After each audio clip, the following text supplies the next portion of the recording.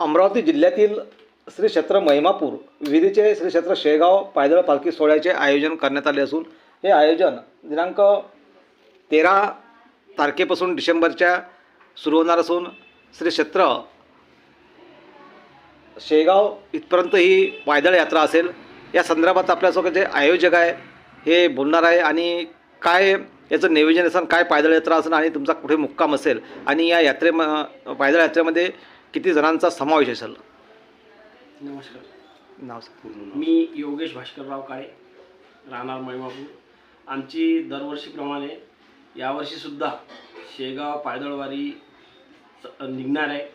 तर नियोजन असं असते की 13 डिसेंबरला आमची महिमापूर येथून शेगावकरता प्रस्थान होते आणि मधात दुपारचं जेवण, रात्रीचं जेवण, रात्रीचं मुक्काम हे आमचं ठरल्याप्रमाणे असते। तर पहिल्या दिवशी बेंबड्या येथे आम्हाला 12 वाजताचं जेवण असते आणि घोळसगावला रात्रीचं आमचं मुक्काम असते। असंच डेली म्हणजे दररोजचे आमचं नियोजन ठरल्याप्रमाणे असते आणि पायदळवारीमध्ये जवळपास 200 ते 250 मुलं मुली, पुरुष महिला सर्व असतात। मृदंगाचार्य, गायनाचार्य, महाराज, तसेच आमचे सहकारी मंडळ, आमचं वीर हनुमान भजनी मंडळ आणि ट्रॅक्टर सेवा देणारे यांचे खूप मोठं सहकार्य असते। किती वाहनाचा याचा समावेश असतो? आमचं 7 ते 8 वाहनाचा समावेश असतो। आणि वाहनधारक कसा काय खर्च करतो आणि काय सेवा असते यांची? वाहनधारकाची सेवा म्हटलं म्हणजे त्याचं स्वतःचंच वाहन, स्वतःचंच डिझेल, स्वतःचाच ड्रायव्हर, आमच्याकडून 1 रुपया न घेता ते स्वतः खर्च करून आमच्यासोबत वारीला येतात। शेगावला तुम्ही 18 तारखेला पोहोचणार आहे आणि तिथं शेगावला पोहोचल्यानंतर तिथलं नियोजन काय असते, कशी दर्शन असते, काय संदर्भात?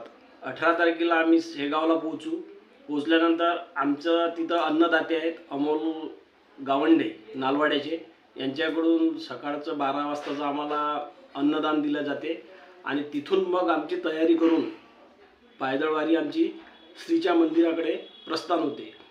मंदिरात गेल्यानंतर मंदिराला प्रदक्षिणा झाली की लगेच दर्शनाच्या लाईनमध्ये लागतो। दर्शन झालं की आमचं आनंदसागर भक्तनिवास आहे, तिथं आमचं मुक्काम असते।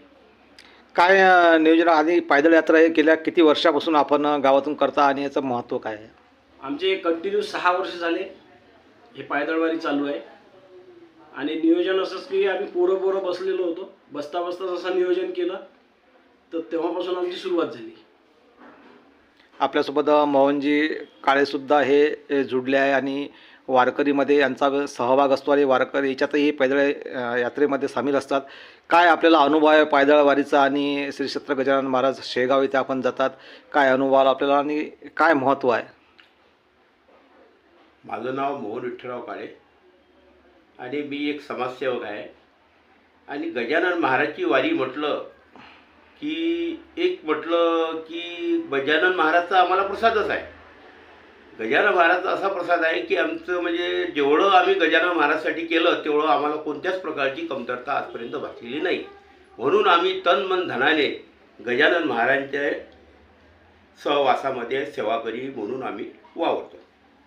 या वाहनसेवेमध्ये विठ्ठल अंबादास राऊत, महिमापूर मंगेश भानुदास सपकाळ, अंकुश बाबूराव काळे, वैभव काळे, निलेश मोहनराव काळे, शुभम सगने, निलेश प्रल्हादराव पवार, सागर राजेंद्र इंगोले यांचा या वाहन चालकांमध्ये समावेश आहे आणि त्यांची सर्वतोपरी सेवा यामध्ये असते आणि अतिशय शिस्तबद्ध पद्धतीने महिमापूरपासून तर शेगावपर्यंत नियोजन करण्यात आलं आहे। अनेक ठिकाणी मुक्कामांचा मेळ आहे। तर भक्तिमय वातावरणात ही पायदळवारी असते, यात युवा युवती, महिला, पुरुष यांचा संपूर्ण सहभाग असतो। अतिशय चांगला हा प्रकारचा मेळ 7 दिवसाचा असतो आणि यानंतर महिमापूरमध्ये वापस आल्यानंतर 19 तारखेला महाप्रसादाचं आयोजन केलं जातं आणि श्री क्षेत्र महिमापूर विहिरीचे हे राज्यातच नाही तर पूर्ण देशभरात प्रसिद्ध असं क्षेत्र आहे आणि अनेकांनी या गावात भेट द्यावी अशी एक आख्यायिका आहे आणि अनेक जण देशभरातून या विहिरी पाहण्याकरता इतिहास जे तंत्रज्ञ आहे हे पण या ठिकाणी येत असतात आणि या संदर्भात आपल्यासोबत या संदर्भात माहिती दिली आहे आणि ही वारी आता 13 तारखेला डिसेंबरच्या महिन्यात निघणार आहे।